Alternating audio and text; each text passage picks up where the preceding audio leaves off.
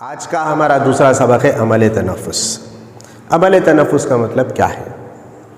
اس سے پہلے ہم پچھلی سبق میں یا پچھلی جماعتوں میں ہم یہ پڑھ چکے ہیں کہ جسم کی بہتر نشو و نما کے لیے غذا کی ضرورت ہوتی ہے۔ غذا میں متوازن غذا، یہ تمام ہم پڑھیں۔ غذا کھانے کے بعد، غذا کے استعمال کے بعد کیا ہمارا جسم کس طریقے سے اس کا استعمال کرتا ہے، یہ بہت ہمارے کو سمجھنے والی چیز ہے۔ اب یہاں پر ایک انسان کے جسم کے اندر 8 قسم کے نظام پائے جاتے ہیں۔ عام طور پر جب ہم اس کا تقابل کرتے ہیں تو ایک قلبی جانور اور کثیر قلبی جانور میں کرتے ہیں، تو یہاں پر عمل تنفس ایک قلبی جانور اور کثیر قلبی جانور کے بیچ میں ہم یہ کریں گے۔ ایک قلبی جانور ہو یا کثیر قلبی جانور ہو، بہتر جسم کی نشو و نما کے لیے تغذیے پر انحصار کرتے ہیں۔ تغذیے کے بعد یعنی جو غذا ہم کھاتے ہیں، استعمال کرتے ہیں، اس غذا کے استعمال کے بعد یہ کس طریقے سے جسم کی نشو و نما میں بہتری ہے، نشو و نما بہتر طور پر نشو و نما کرتا ہے، اس کے بارے میں ہم پڑھیں گے۔ اس میں ہم عمل تنفس کرتے ہیں۔ تنفس کا مطلب اب تک ہم نے کہا کہ سانس کا لینا اور سانس کا چھوڑنا، یعنی کہ گیسوں کا تبادلہ یا ہوا کا تبادلہ، پچھلی جماعت میں پڑھ چکے ہیں۔ لیکن عمل تنفس سے ہمارے کو کیا فائدہ ہے اور ہمارے جسم میں کون سے قسم کی تبدیلیاں آتی ہیں، کس طریقے سے عمل تنفس ہمارے لیے ضروری ہے، اس کے بارے میں پڑھیں گے۔ عمل تنفس کو ہم اس طرح سے بھی کہتے ہیں توانائی کو آزاد کرنے والا عمل۔ توانائی کو آزاد کرنے والا عمل۔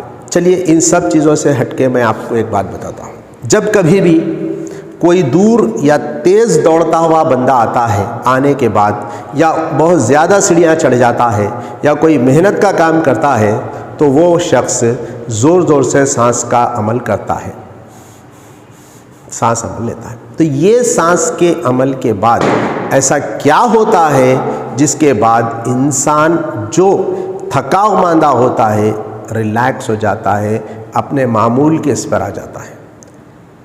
تھوڑی دیر پہلے وہ بھاگتا ہوا آیا، دم چڑھنے لگا، پھر لمبی لمبی تھوڑی دیر کے بعد سانسوں کا لمبا لمبا سانس لیتا، اس کے بعد جیسا ہی تھوڑا دیکھے وہ ایک دم نارمل ہو جاتا ہے۔ آپ جانتے ہیں کہ جسم سے کوئی بھی جب عمل کیا جاتا ہے تو اسے توانائی خارج ہوتی ہے، توانائی خارج ہوتی ہے۔ تو یہ توانائی ہم کو واپس کہاں سے آتی ہے؟ اس کے لیے تنفس بہت بڑا کردار ادا کرتا ہے۔ جو غذا ہم کھاتے ہیں، جس غذا کا استعمال کیا جاتا ہے، وہ ہضم شدہ غذا ہمارے خون کے اندر گلوکوز کی شکل میں داخل ہو جاتی ہے۔ جب ہم تنفس کے ذریعے گیسز جسم کے اندر لیتے ہیں، اس وقت خون کے اندر موجود گلوکوز سانس کے ذریعے لی ہوئی آکسیجن کے ساتھ تعامل کر کے توانائی پیدا کرتا ہے۔ یہ توانائی ہم کو روزمرہ کے معمول کے افعال انجام دینے کے لیے ضروری ہوتی ہے۔ 19ویں صدی کے مشہور سائنسدان جان ڈاپر نے اپنی ایک کتاب لکھی، انسانی فزیالوجی، ہیومن فزیالوجی۔ اس کے اندر انہوں نے لکھا ہے جانوروں کی حاصل کردہ اہم جلنے کی قابلیت، قابل مادوں میں پانی اور آکسیجن کا ایک دوسرے سے تعامل کی وجہ سے طبعی طور پر زندگی کے تمام افعال انجام دیتا ہے۔ یعنی تنفس کے دوران جو آکسیجن لی جاتی ہے، وہ آکسیجن تعامل کرنے سے ہم طبعی زندگی کے یعنی جو زندگی کے معمول کے افعال انجام دیتے ہیں، اس کے لیے توانائی فراہم کرتا ہے۔ اب یہ ہے کہ تنفس کا عمل، اس کو انگلش میں ریسپریشن کہتے ہیں۔ ریسپریشن، یہ ریسپریشن کا لفظ کہاں سے آیا بولے تو یہ لاطینی زبان سے ریسپائر کے معنی سانس لینے کے ہیں۔ ریسپائر کا مطلب سانس لینا، ریسپائر سے ریسپریشن کا لفظ لگایا گیا ہے۔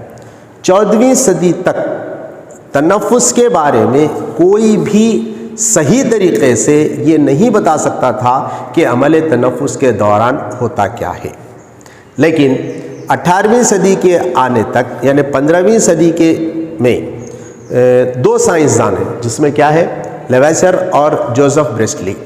یہ دونوں نے متواتر اپنے تجربات کیے ہیں 14वीं सदी, 15वीं सदी, 18वीं सदी के अंदर ये लोग अपने जो है सो तजुर्बात के अंदर कामयाब हुए, जिसमें लेवेसर ने क्या किया, गैसों के खवास के ऊपर बहुत सारे तजुर्बात किए कि गैसों के खवास क्या होते हैं, ये तनफ़ुस के दौरान, अमल तनफ़ुस के दौरान हमारे जिस्म में जाकर करते क्या हैं और इससे क्या फ़ायदा हासिल होता है और इससे क्या नुकसानात होते हैं हमारे जिस्म में किस तरह से। तो लेवेसर ने गैसों के खवास पर बहुत सारे तजुर्बे किए। इसने क्या किया, एक बर्तन में चूने का पानी लिया और उसमें चारकोल यानी कोयले का पाउडर डालकर उसको गर्म किया, जिसपे गर्म करने से उसमें से एक बेलनुमा सफ़ेद एक जो है सो सुफूफ का सा निकला है। ये उसके खवासों के अंदर ये है कि एक बहुत बड़ा घंटी नुमा सुराई नुमा खान फास्फोरस का इस्तिराक हुआ, कंबर्शन जलने की वजह से एक तवानाई हासिल हुई। उसी तरीक़े से जोसेफ प्रेस्ली ने भी एक तजुर्बा अंजाम दिया। जोसेफ प्रेस्ली का तजुर्बा ये था कि उसने एक मोमबत्ती को, जलती हुई मोमबत्ती को एक कांच के इस्तवाने के अंदर रखा, थोड़ी देर के बाद बुझ गई। फिर उसके बाद उसके अंदर एक ज़िंदा जानवर को, एक चूहे को रखा, फिर वो भी एक अपना सुस्त पड़ गया। लेकिन उसके साथ साथ जैसा ही उन्हें एक पौधे को रखा तो पौधा क्या किया बोले तो उसके अंदर जो इस्तवाने के अंदर हवा थी, उस हवा की तबई निज़ाम को बदल दिया, जिसकी वजह से ये चूहा और मोमबत्ती जलने के लिए अपनी जलती रही, अपने मामूल के अफ़ाल अंजाम देते रही। उसी तरीक़े से ये हमारे जिस्म के अंदर तनफ़ुस के दौरान ये हवाएं, जो गैसेस, बाहर से जो गैसेस हमारे जिस्म के अंदर जाती हैं नाक के ज़रिए अमल तनफ़ुस के अंदर, ये ऑक्सीजन को जज़्ब करती है और हमारे अंदर जो मौजूद ग़िज़ा होती है उस ग़िज़ा के साथ तामुल करती है। तामुल करने के बाद ये बहुत सारी तवानाई का इखराज करती है। ये तवानाई हमारे, इससे पहले आप लोग पढ़े, माइटोकॉन्ड्रिया के अंदर जाकर जमा होती है, पावर हाउस, सेल का खलिए का पावर हाउस कहते हैं उसको, ये तमाम आप लोग जानते हैं। ये तवानाई हमारे जिस्म के अंदर रोज़मर्रा के अफ़ाल को अंजाम देने के लिए इस्तेमाल की